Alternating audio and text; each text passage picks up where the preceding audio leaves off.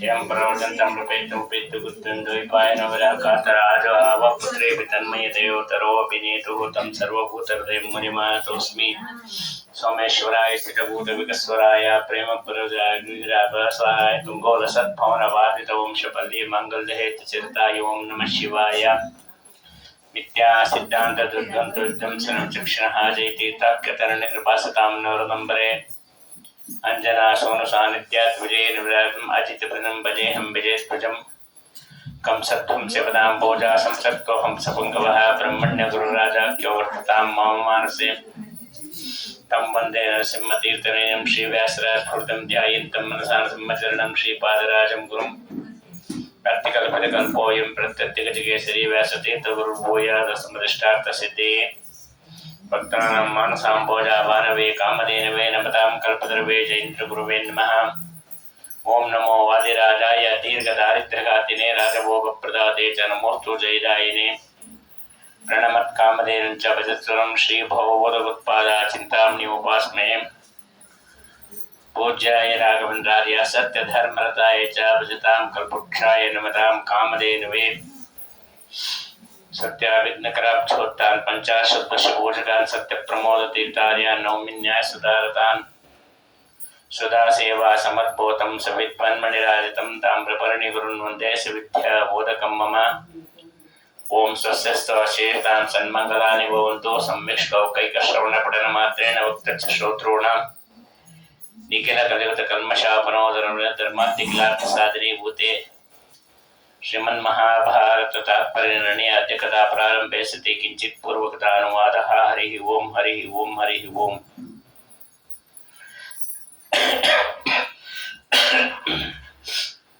नारायणाय परिपूर्णनारायणवाय विश्वोदय स्थितिलयोनित्यप्रदाय ज्ञानप्रदाय उदासनसौख्यदुःखसत्कारणाय विद्याय नमो नमस्ते।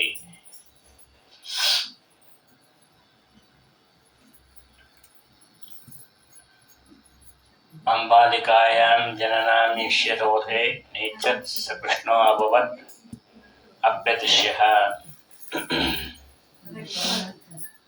ಏನು ವಿದುರನ ಜನನ ಆಗಿದೆ, ವಿದುರ ರಾಜ ಆಗಲಿಕ್ಕೆ ಆಗೋದಿಲ್ಲ, ಕಾರಣ ಅವನು ದಾಸಿ ಪುತ್ರ.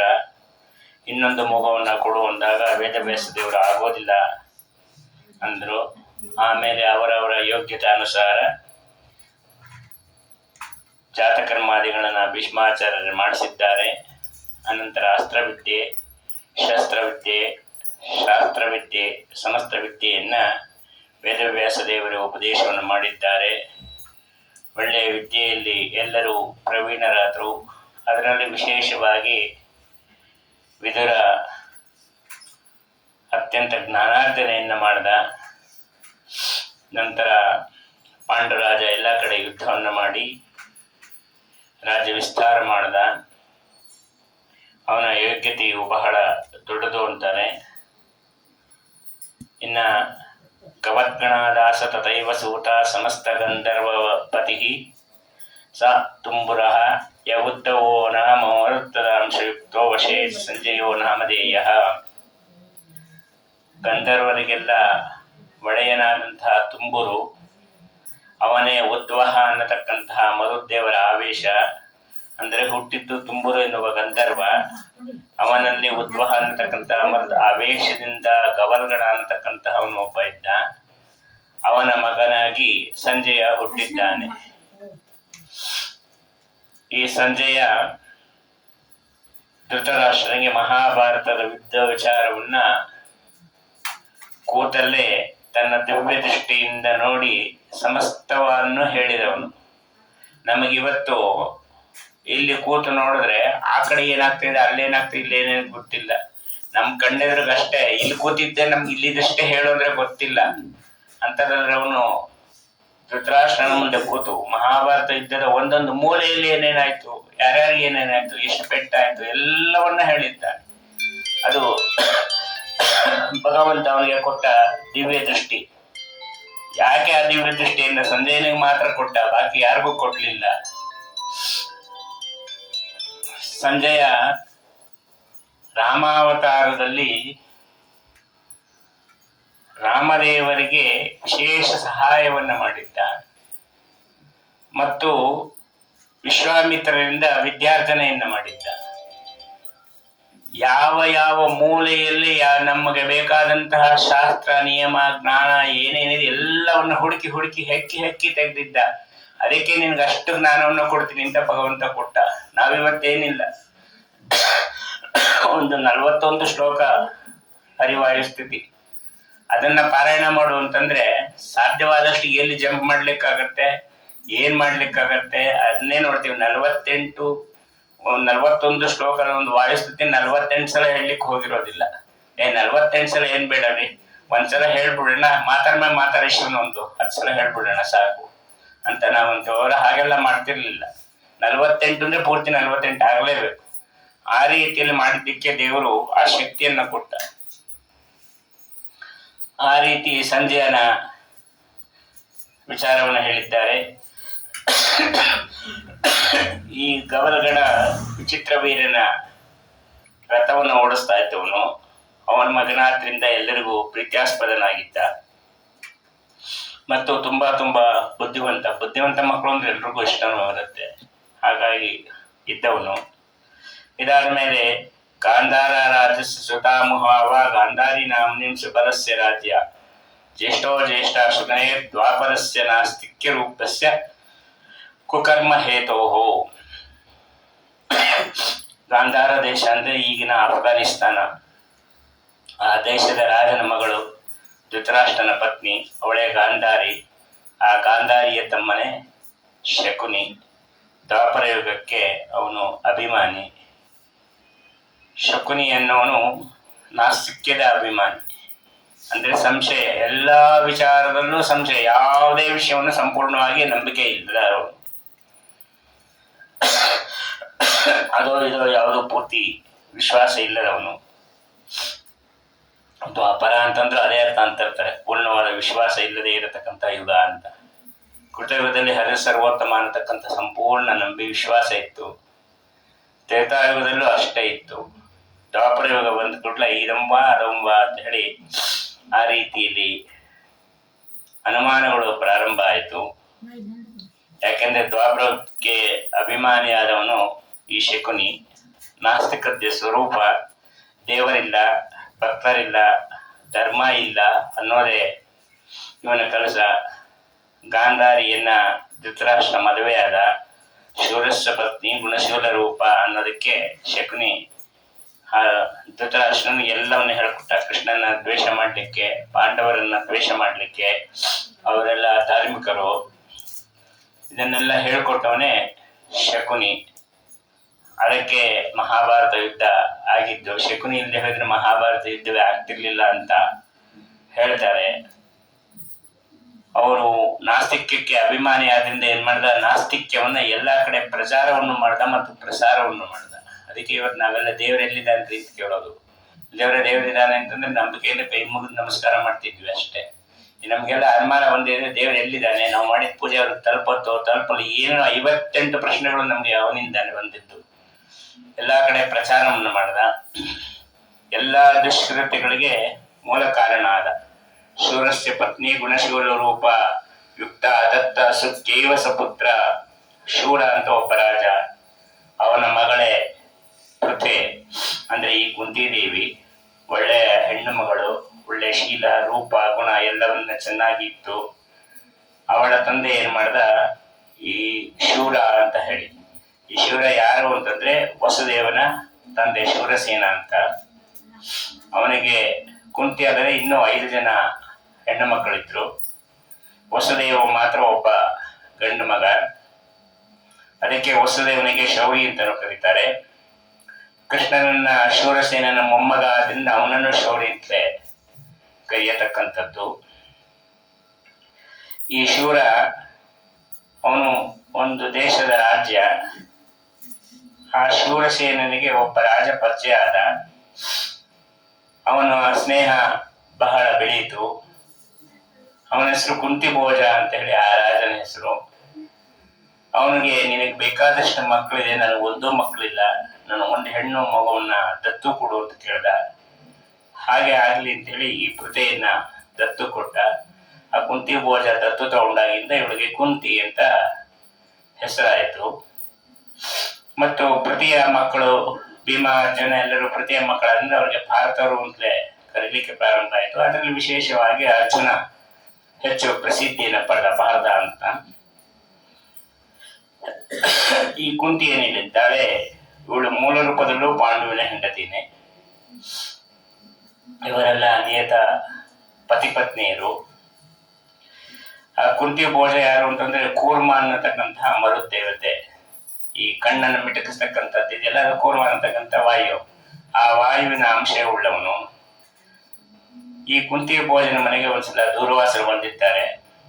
ದೂರ್ವಾಸರನ್ನ ನಮ್ಮ ಮನೆಯಲ್ಲೇ ಇರಬೇಕು ಅಂತ ಪ್ರಾರ್ಥನೆಯನ್ನು ಮಾಡಿಕೊಂಡ. ಸರಿ, ಹಾಗಾದ್ರೆ ನಾ ಇಲ್ಲೇ ಚಾತುರ್ಮಾಸ ಮಾಡ್ತೀನಿ ಅಂತ ಹೇಳಿದ್ರು. ಹಾಗೆ ಆಗ್ಲಿ ಅಂತಂದ. ಅನಂತರ ತಮಾಹರಾದ ಯದಿಕನ್ಯಕಾಯ ಕ್ಷಮಿಷ್ಯಸಿ ಕ್ಷಿತಿತ ಕರ್ಮಕರ್ತ ಸುಖಂ ಮನೋವಿತ್ಯಮೇತಿ ಸೋಕ್ತಂ ಶುಶ್ರೂಷಣಾದೇಶಾಸು ಕುಂತಿಂ. ಆ ಕುಂತಿ ಭೋಜ ಮಾಡಿದ್ರೆ ಕುಂತಿಗೆ ಹೇಳ್ದ ಅವರ ಸೇವೆಯನ್ನ ಮಾಡು ಅಂತ. ಅವಳು ಎಲ್ಲ ಮಾಡಿದ್ಲು. ಅವನು ಕುಂತಿ ಭೋಜ ಹೇಗೆ ಹೇಳಿದ, ಸ್ವಾಮಿ ನನ್ನ ಮಗಳು ಅವಳ ಶಕ್ತಿಯಾನುಸಾರ ಸೇವೆ ಮಾಡಿದ್ದಾಳೆ. ನಿಮ್ಗೇನಾದ್ರೂ ಅವಳ ಸೇವೆಯಲ್ಲಿ ನ್ಯೂನತೆ ಅಥವಾ ಅತಿರೇಕ ಅಂದರೆ ಹೆಚ್ಚು ಕಡಿಮೆ ಮಾಡಿದ್ರೆ ದಯಮಾಡಿ ಹೇಳಿ. ಅವಳ ಕೆಲಸ ತಮಗೆ ಒಪ್ಪಿಗೆ ಆಗಿದ್ರೆ ನಮ್ಮ ಮನೆಯಲ್ಲಿ ನೀವು ಇನ್ನೊಂದು ಸ್ವಲ್ಪ ದಿವಸ ಇರಬಹುದು. ಆಗ್ಲಿ ಇರ್ತೀವಿ, ಅದಕ್ಕೇನು ಅಂತಂದ್ರು. ಅಂದ್ರೆ ಅವ್ರ ಸೇವೆ ಒಪ್ಪಿಗೆ ಆಗಿದೆ ಅಂತ ಆಯ್ತು. ದುರ್ವಾಸರ ಹತ್ರ ಕೆಲಸ ಮಾಡೋದು ಬಹಳ ಕಷ್ಟ. ತುಂಬಾ ತುಂಬಾ ಕೋಪ. ಮಧ್ವಾಚಾರ್ಯರು ಅದನ್ನು ಹೇಳ್ತಾರೆ, ಬರೀ ಕೋಪ ಅಂತ ಹೇಳಿದ್ರೆ ಸುಕೋಪ ಅಂತ ಹೇಳಿದ್ದಾರೆ. ಬಹಳ ಕೋಪ ಅವ್ರ ಹತ್ರ. ಒಂದು ಮಾತಾಡೋದೇ ಕಷ್ಟ, ಒಂದು ಮಾತಾಡಿದ್ರೆ ತಪ್ಪು, ಹಾಗಿರತಕ್ಕಂಥವ್ರು. ಅವರು ಹತ್ರ ಸೇವೆಯನ್ನು ಮಾಡಿದ್ದಾಳೆ. ಒಂದಿನ 2 ದಿನ ಅಂತಂದ್ರೆ ಹೋಗ್ಕೊಳ್ಳಿ, ಏನೋ ಬಾಯಿ ಮುಚ್ಕೊಂಡಿರೋಣ, ಅವ್ರು ಏನ್ ಮಾಡ್ತಾರ ಹಾರಾಡ್ಕೊಂಡು ಹೋಗ್ಲಿ ಅಂತ ಬಿಟ್ಟು ಬಿಡ್ಬೋದು. ಹೋಗೋ ಆಸಾಮಿನೇ ಅಲ್ಲ. ಎಷ್ಟು ದಿವಸ ಹೋಗ್ತೀನಿ ಅಂತೂ ಹೇಳಿಲ್ಲ, ಇಲ್ಲೇ ಇರ್ತೀನಿ ಅಂತ ಹೇಳಿದ್ದಾರೆ ಅಷ್ಟೇ. ಎಷ್ಟು ದಿವಸಕ್ಕೆ ಹೋಗ್ತಾರೆ ಅಂತ ಗೊತ್ತಿಲ್ಲ. ಆದರೂ ಸಹ ಆಗ್ಲಿ ಅಂತೇಳಿ ಅವಳು ಮಾಡಿದ್ದಾಳೆ. ಯದಾನ ಶಕ್ಯತೆ ಪರೈ ಶರೀರ ವಾಂಗ್ಮನೋಗ. ಬೇರೆಯವರಿಂದ ದೂರ್ವಾಸ ಸೇವೆಯನ್ನು ಅಷ್ಟು ಸಮಾಧಾನವಾಗಿ ಮಾಡಲಿಕ್ಕೆ ಆಗುವುದಿಲ್ಲ. ಅತ್ಯಂತ ಸಮಾಧಾನದಿಂದ ಒಂದೇ ಒಂದು ದಿವಸ ಬೇಸರವನ್ನು ಮಾಡಿಕೊಳ್ಳದೆ, ಕೋಪ ತಾಪ ಏನು ಇಲ್ಲದೆ ಎಷ್ಟು ದಿವಸ ಮಾಡುತ್ತಂದ್ರೆ ಸಂವತ್ಸರ ತ್ರಯೋದಶಂತಯ ಯಥಾವದ ಅರ್ಚಿತ 13 ವರ್ಷ ಮಾಡಿದ್ದಾಳೆ. ಒಂದು ದಿವಸ ಬಯಸ್ಕೊಳ್ಳಿಲ್ಲ, ಬೇಸರ ಮಾಡಿಕೊಳ್ಳಿಲ್ಲ, ಇವ್ರ ಸೇವೆ ನಾನು ಯಾಕೆ ಮಾಡಬೇಕು ಅಂದ್ಕೊಳ್ಳಿಲ್ಲ, ಅಥವಾ ಆಮೇಲೆ ಮಾಡಿದ್ರಾಯ್ತು, ಯಾವುದಿಲ್ಲ. ಆ ರೀತಿಯಲ್ಲಿ ಮಾಡಿದ್ದಾಳೆ. ಚಾತುರ್ಮಾಸದಲ್ಲಿ ಯತಿಗಳ ಸೇವೆಯನ್ನು ಮಾಡಿದವರ ಸೇವೆ ಮಾಡಿದ್ರೆ ಫಲ ಅಂತ ಹೇಳಿದ್ದಾರೆ. ಅಂತಂದ್ರೆ ಇವನು ಸಾಕ್ಷಾತ್ ಸನ್ಯಾಸಿಗಳು. ಇವತ್ತೇನು ಎಷ್ಟು ಮಠಗಳಿದೆ, ಈ ಮಠಗಳೆಲ್ಲ ನಾವು ಹೇಳ್ತೀವಲ್ಲ, ಆ ಮಠಗಳಿಗೆಲ್ಲ ಮೂಲ ಪುರುಷರೇ ದೂರ್ವಾಸರು. ಮೊದಲನೇ ವ್ಯಕ್ತಿ ಅವರೇ. ಅವರ ನಂತರವೇ ಸನ್ಯಾಸಾಶ್ರಮದ್ದೆಲ್ಲ ಪ್ರಾರಂಭ ಆಗಿತ್ತು. ಅಂತಹ ಮೂಲ ಪುರುಷರು ದೂರ್ವಾಸರು ಸನ್ಯಾಸಿಗಳು ಕುಂತಿಯ ಸೇವೆಯನ್ನು ಮೆಚ್ಚಿ, ನೀನು ತುಂಬಾ ಚೆನ್ನಾಗಿ ನನ್ನ ಸೇವೆಯನ್ನು ಮಾಡಿದ್ಯಾ, ನಿನಗೊಂದು ವರವನ್ನು ಕೊಡ್ತೀನಿ, ಎಲ್ಲ ದೇವತೆಗಳನ್ನ ವಶೀಕರಣ ಮಾಡಿರ್ತಕ್ಕಂಥ ಮಂತ್ರೋಪದೇಶವನ್ನ ಮಾಡಿದ್ರು. ಆಯಿತು, ಅವಳು ಸ್ವೀಕಾರ ಮಾಡಿದ್ಲು. ಇನ್ನು ಹುಡುಗಾಟದ ವಯಸ್ಸು. ಅವರು ಹೊರಟ ನಂತರದಲ್ಲಿ ಇವರು ಕೊಟ್ಟ ಮಂತ್ರದ ಎಫೆಕ್ಟು ಎಷ್ಟಿದೆ ಏನು ಪರೀಕ್ಷೆ ಮಾಡೋಣ ಅಂತ ದೇವತೆಗಳನ್ನ ಕರೆದ್ರೆ, ಅಕಸ್ಮಾತ್ ಅವ್ರು ಬಂದ್ಬಿಟ್ರೆ ಏನ್ ಮಾಡ್ತೀಯ ಅಂತ ಸಖಿಯರೆಲ್ಲ ಕೇಳಿದ್ರು. ಒಂದ್ ವೇಳೆ ಬಂದ್ಬಿಟ್ರೆ ಸಾರಿ, ನಾ ಯಾರನ್ನ ಕರೆಯೋಕ್ಕೋಸ್ಕರ ನಿಮ್ಮನ್ನ ಕರೆದು ನೀವು ವಾಪಸ್ ಹೋಗಿ ಅಂತ ಹೇಳೋಣ. ಹಂಗೆ ಹೇಳಿದ್ರೆ ಆಯ್ತು ಅಂತ ಅಂದ್ಕೊಂಡು ಎಲ್ಲ ಮಾಡಿದ್ದಾರೆ. ಸರಿ, ಆ ಮಂತ್ರವನ್ನ ಋತುಕಾಲ ಆದ್ಮೇಲೆ ಹೇಳಬೇಕು ಅಂತ ಹೇಳಿದ್ರು. ಹಾಗಾಗಿ ಋತುಕಾಲ ಆಗಿ ಸ್ನಾನ ಎಲ್ಲ ಆದ ನಂತರ 5 ದಿವಸದ ನಂತರದಲ್ಲಿ ಪರೀಕ್ಷೆಗಾಗಿ ಸೂರ್ಯನನ್ನ ಕರೆದಿದ್ದಾಳೆ. ತಕ್ಷಣ ಸೂರ್ಯ ಬಂದೇ ಹುಟ್ಟ. ಅವಳು ತಪ್ಪಾಯ್ತು ಅಂತೆಲ್ಲ ಹೇಳಿದ್ಲು. ಈಗ ಏನಾಗತ್ತೆ ಅಂತಂದ್ರೆ, ಸೂರ್ಯ ಬಂದ, ಹೌದು ನಮ್ಮಲ್ಲೂ ಸೂರ್ಯ ಇದ್ದಾನೆ, ಅದಕ್ಕೆ ನಾವು ಇವತ್ತೆಲ್ಲ ನೋಡ್ತಾ ಇದ್ದೀವಿ. ನಮ್ಮ ಕಣ್ಣಿನಲ್ಲಿ ಸೂರ್ಯ ಇರೋದ್ರಿಂದ ಎಲ್ಲವನ್ನು ನೋಡ್ತಾ ಇರೋದು. ನಮ್ಮಲ್ಲಿ ಇರತಕ್ಕಂಥ ಸೂರ್ಯ ಬೇರೆ, ಹೊರಗಿಂದ ಬಂದ ಸೂರ್ಯ ಬೇರೆ ಅಲ್ಲ.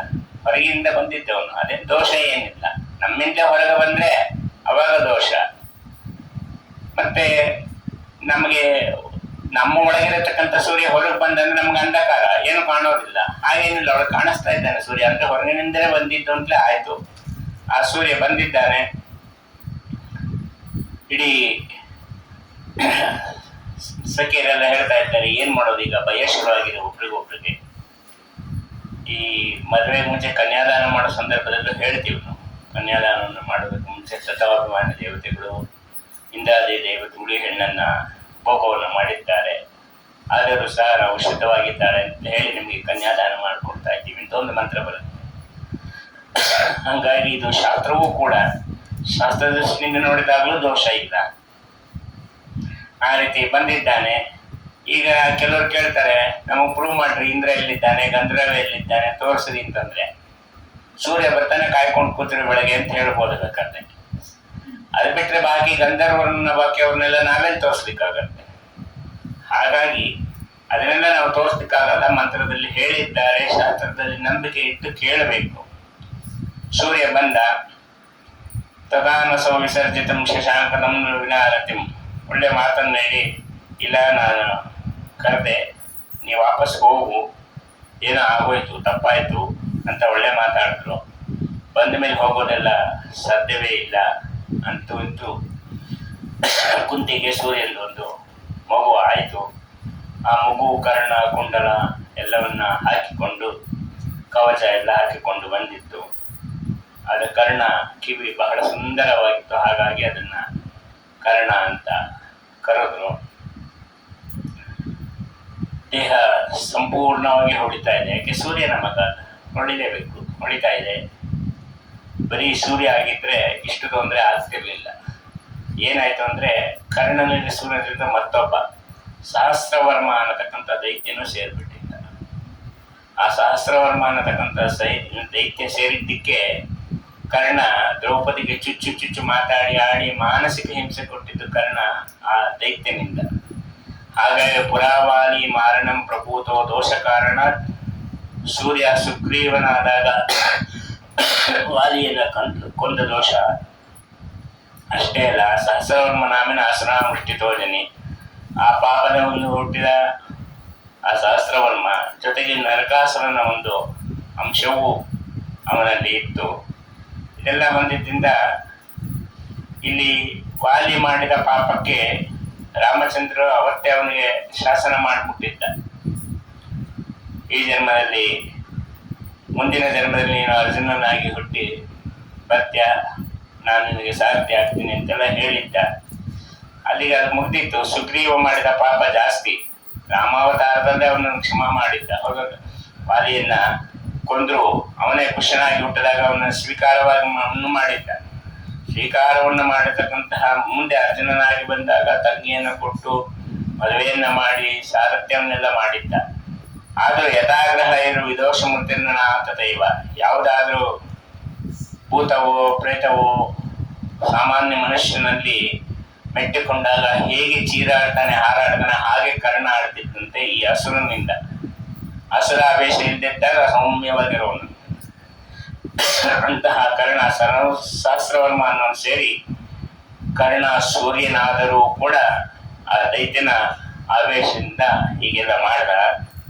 ಆದರೂ ತಥಾಭಿರಾಮ ಸೇವನ ಅರೇಷ್ಮ ಸನ್ನಿಧಾನಕ್ಕೂ ಸುದರ್ಶನೀಯಂ ಕರ್ಣತಃ ಸುಕರ್ಣತ ನಾಮೋ ಅಭವತ್. ಅಲ್ಲ, ಪಾಪಿಷ್ಠರು ಅಂತೀರ. ಪಾಪಿಷ್ಠರು ಅಂತಂದ್ರೆ ಅವ್ರಿಗೆ ಕುರೂಪ ಇರುತ್ತೆ. ಆದರೆ ನೀವು ಕರ್ಣನ ವರ್ಣನೆಯನ್ನು ಮಾಡಬೇಕಾದ್ರೆ ಎಷ್ಟು ರೂಪವಂತ, ಎಷ್ಟು ಸುಂದರವಾಗಿದ್ದ, ಲಕ್ಷಣವಾಗಿದ್ದ ಅಂತೆಲ್ಲ ಹೇಳ್ತೀರ. ದೇವ್ರು ಯಾಕಷ್ಟು ಲಕ್ಷಣವನ್ನು ಕೊಟ್ಟ ಅವನಿಗೆ. ಆಗ ಸುಗ್ರೀವ ಆದಾಗ ರಾಮಾವತಾರದಲ್ಲಿ ರಾಮನ ಸೇವೆಯನ್ನು ಮಾಡಿದ್ರಿಂದ ಆ ರೂಪವನ್ನು ಕೊಟ್ಟ ಅಷ್ಟೇ ಹೊರತು ರೂಪ ಇದೆ ಅಂತ ಹೇಳಿ ಅವನ್ನ ನೀವು ಧಾರ್ಮಿಕ ಅನ್ಕೊಳ್ಬೇಡ್ರಿ ಅಂತ ಹೇಳ್ತಾ ಇರ್ತಾರೆ. ಅತ್ಯಂತ ಸುಂದರವಾದ ಕಿವಿ ಇದ್ದಿದ್ದರಿಂದ ಅವನನ್ನ ಕರ್ಣ ಅಂತ ಕರೆದದ್ದು. ಅವನ ಇನ್ನೊಂದು ಹೆಸರು ವಸುಶೇನ ಅಂತ ಹೇಳಿ. ನದಿ ಪ್ರವಾಹತೋಗತಂ ದದರ್ಶ ಸೂತನಂದನಂ, ಅದನ್ನು ಒಂದು ಬುಟ್ಟಿಯಲ್ಲಿ ಬಿಟ್ಟು ನದಿಯಲ್ಲಿ ತೇಲಿ ಬಿಟ್ಲು. ತೇಲಿ ಬರ್ತಾ ಇದ್ದ ಬಸವತ ಪುತ್ರ ನೋಡಿ ಅದನ್ನು ತೆಗೆದುಕೊಂಡು ಮತ್ತು ರತ್ನ ಹವಳ ಸಮೇತ ಆ ಕುಸನ್ನ ತನ್ನ ಮನೆಗೆ ಕರೆದುಕೊಂಡು ಬಂದ. ಅವನ ಹೆಸರು ಅವಿರತ ಅಂತೇಳಿ, ಅವನ ಹೆಂಡತಿ ಹೆಸರು ರಾಧೆ.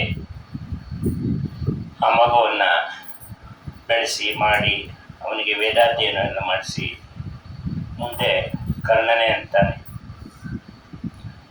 ರಾಧೆಗೆ ಕರ್ಣನ ಮೇಲೆ ಬಹಳ ಪ್ರೀತಿ. ಕುಂತಿ ಬಂದಾಗ ಕರ್ಣನ್ ಹೇಳ್ತಾಳೆ, ನಾನೇ ನಿನ್ನ ತಾಯಿ ಅಂತ. ನಂಗೆ ಗೊತ್ತು ಅಂತಾನೆ.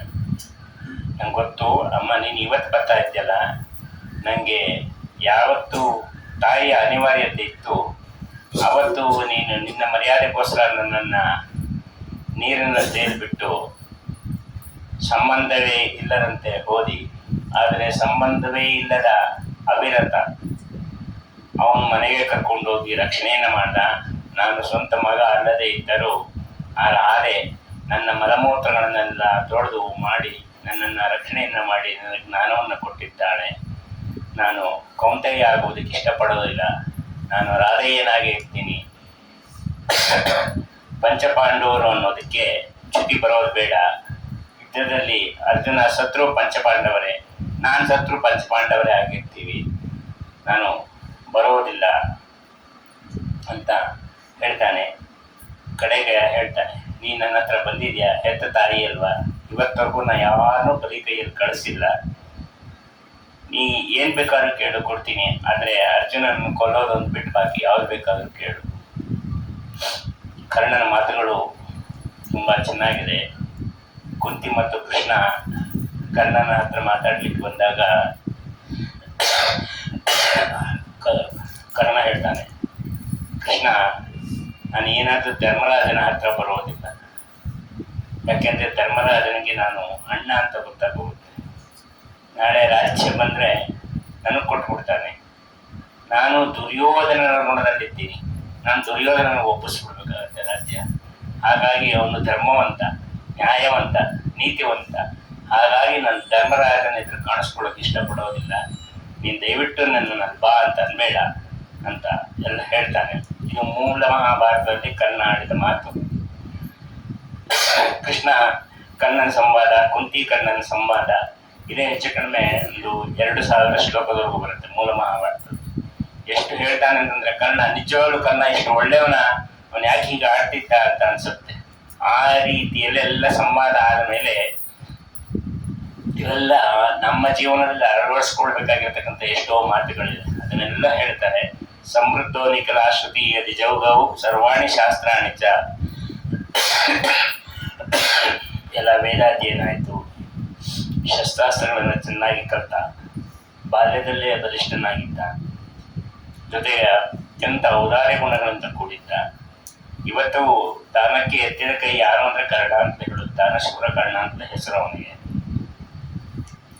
ಅತ ಕೊಂತಿಂ ದತ್ವ ಸಪಾಂಡೋ ಸಪೋರೋಚಿರಂ ರೇಮೇ ಶೂರ ಶೂದ್ರ ಅಂತ ಆತ ಬಿದುರು ಆವಾಹದಾರುಣಿ ಗುಣಾಢ್ಯಾಂಶ. ಕುಂತಿಗೆ ಪಾಂಡವನ ಜೊತೆ ವಿವಾಹ ಆಯಿತು. ಅವಿದುರನಿಗೆ ಆರುಣಿಯನ್ನವಳ ಜೊತೆಯಲ್ಲಿ ವಿವಾಹ ಆಯಿತು. ಇದಾದ ಮೇಲೆ ಶಲ್ಯನ ಉತ್ಪತ್ತಿ. ಅಥ ಚ ಅತಾರ್ಯಾಂ ನಾಮ ದ್ರೇಷ ಶಕ್ತತುಲ್ಯ ಪುತ್ರಾತಿ ಕನ್ಯಾ ರತ್ನಾಂ ಚಾಪ್ತ ಚಕ್ರೇ ಬ್ರಹ್ಮಾಂ ತಪೋವರಂ ಚಾಪ.